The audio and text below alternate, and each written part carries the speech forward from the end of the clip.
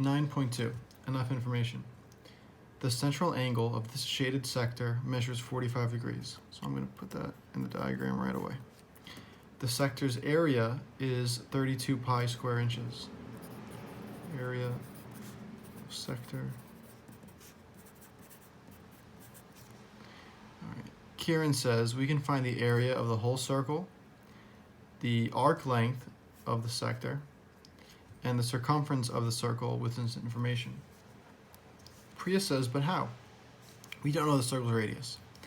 Do you agree with either of them? Explain or show your reasoning. Calculate as many of the values Kieran mentioned as possible. Okay, so take a shot, think about how could you actually explain whether or not you agree with Kieran or Priya. Priya seems to think that finding out any of these values is contingent on finding the radius. Do we have enough information? If I know this central angle and the measure of the area of a sector, is that enough information to get me the circle's radius? Priya does not seem to think so. And then also think about, if I have that value of the radius, will I be able to now find all these three values? The area of the whole circle, arc length of the sector, and circumference of the entire circle.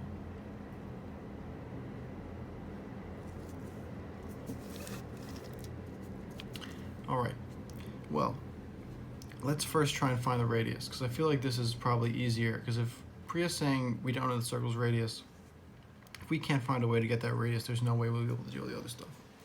So I know if I want my circle's radius, I'm going to have to write some sort of formula involving r, which we have several, right? We have area, which is pi r squared. We have circumference, which is 2 times pi times r, or just pi times diameter. So if we look at the information given to us, we have a theta and we have an area of a sector. So of course we're going to use a formula for area of a sector, where area equals theta over 360 times pi r squared. Right, that's my formula for area. Okay, so I know the area is 32 pi equal to theta over 360. I'm sorry, I know theta is 45, so I'm going to want to put a 45 there instead. Okay. We don't know the radius. Okay, so this is, similar to the do now. We have one unknown in the whole problem, so we're going to be able to find this value. I see pi on both sides again, so I'm just going to cancel out. I don't need to show the division, but that's what's happening. I'm dividing both sides by pi. Since every single term is being combined with multiplication, I can pick and choose what is getting canceled out, right? It's not like in a different situation. Let's say you had 2 pi plus pi, and you divided both those terms by pi. Since there's addition in between them, it would cancel out both of them. If I had 2 pi plus 4, and I divided that whole thing by pi, this would cancel out. But my other fraction, nothing cancels out with that pi, so it would be remaining in the denominator. Oh, sorry, this would be 2.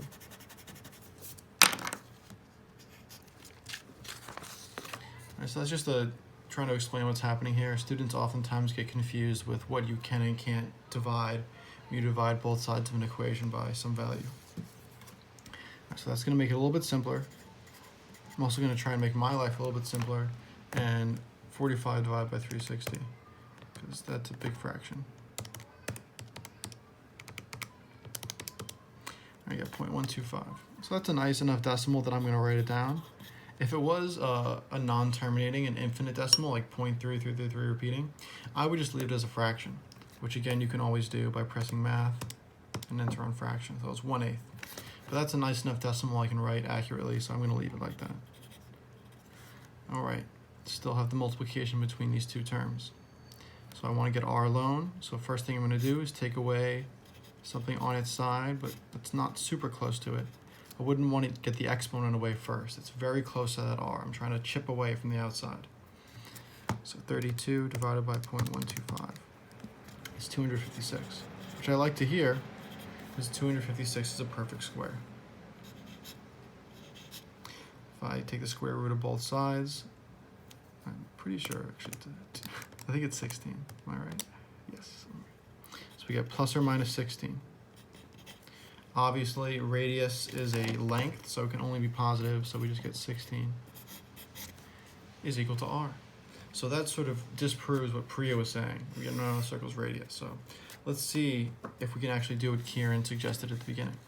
So find the area of the whole circle. So that would be area equals pi r squared.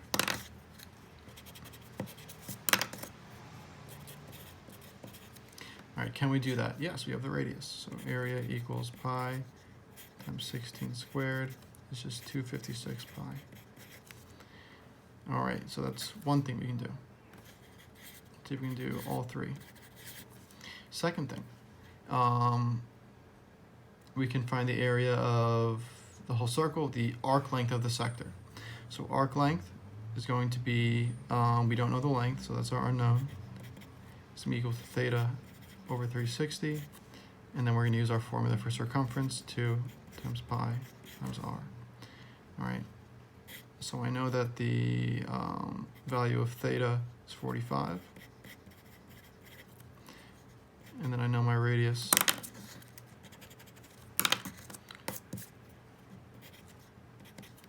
is, oh, I just made the same mistake.